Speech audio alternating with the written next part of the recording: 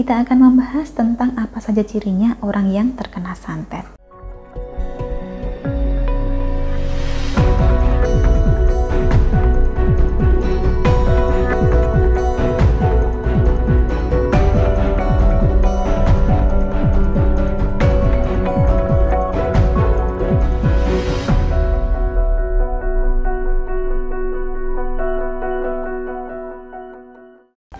Salam Rahayu, dengan Dewi Sundari di sini. Apa kabar Anda?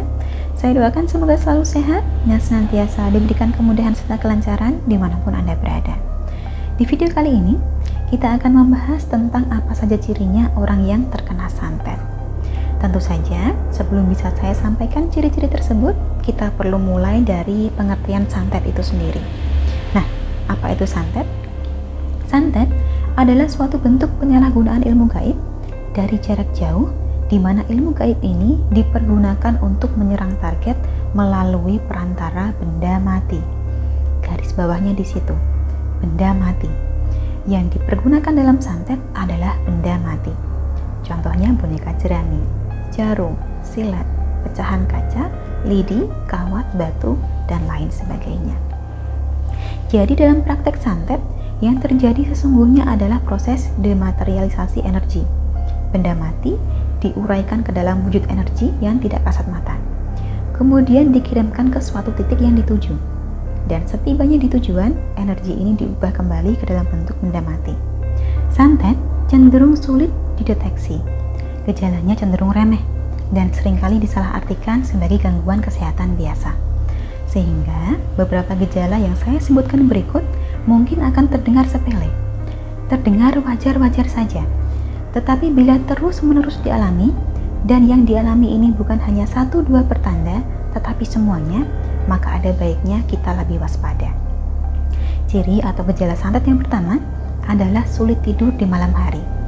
Bukan hanya sulit tidur, anehnya bahkan si korban ini justru nampak lebih segar setelah lewat pukul 10 malam. Ciri kedua adalah mengalami kegelisahan dan rasa takut yang tidak berdasar. Ciri ketiga, badan terasa berat. Dan karena badan yang terasa berat inilah, si korban jadi malas melakukan segala hal. Padahal tadinya mereka rajin, aktif, dan produktif. Tetapi sekarang jadi kehilangan motivasi hidup sama sekali. Kemudian ciri keempat adalah munculnya rasa sakit pada bagian tubuh tertentu. Paling umumnya di bagian dada atau kepala. Rasa sakit ini biasanya dirasakan setiap menjelang sore.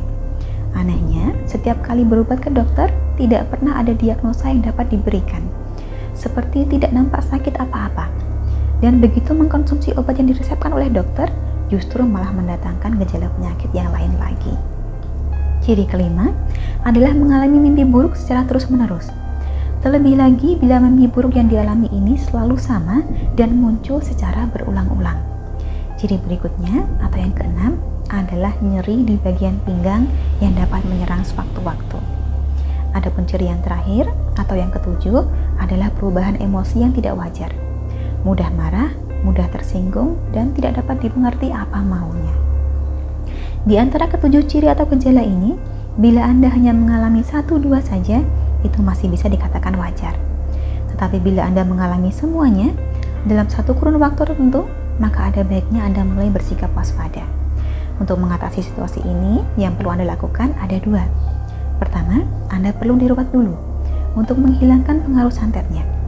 Cara paling mudah untuk melakukan ruatan adalah dengan menggunakan garam pengruat yang diritualkan secara khusus sesuai nama dan tanggal lahir Anda.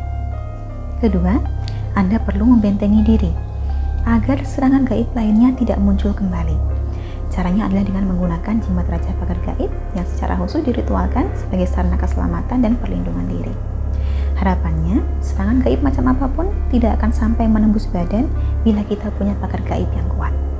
Bagi Anda yang tertarik untuk menggunakan garam pengruat, maka jimat Raja Pagar Gaibnya ini nanti akan disertakan sebagai bonus pelengkap. Untuk itu, bila Anda berminat, segera hubungi nomor yang tertera di layar, perkenalkan diri Anda, dan sampaikan keinginan Anda untuk menghilangkan pengaruh santet dengan garam pengruat. Selanjutnya akan kami bantu sebaik mungkin. Sampai di sini, kurang lebihnya demikianlah dapat saya sampaikan seputar apa saja ciri-cirinya orang yang terkena santet. Semoga dapat memberikan wawasan serta pencerahan tersendiri. Terima kasih banyak telah menyaksikan. Sampai jumpa di kesempatan selanjutnya dan salam Rahayu.